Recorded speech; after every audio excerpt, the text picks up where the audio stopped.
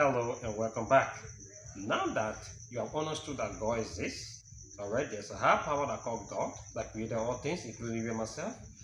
And then you have understood that there is a book called the Bible that contains all the record of what God did since He created the heaven and earth from that time up to current.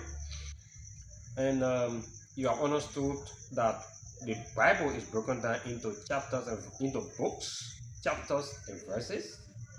Now, we want to look at what this Bible says about you and I and the whole earth. Now, there's a book called Genesis. It's the first book in the Bible. All right? If you read chapter 1 from verse 1, it says, "In the beginning, God created the heaven and the earth."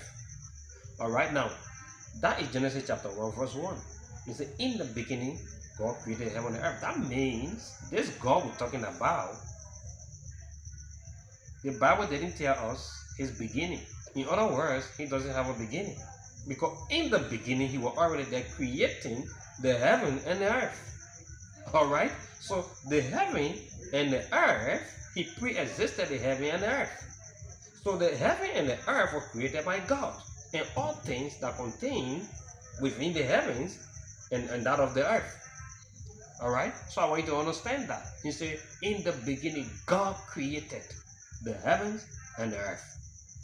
Alright? That's Genesis chapter 1, verse 1. Verse 2 tells us something else that we need to look at. Maybe we'll get back in the next teaching, the next part of this series. So let's go to the next part. Thank you.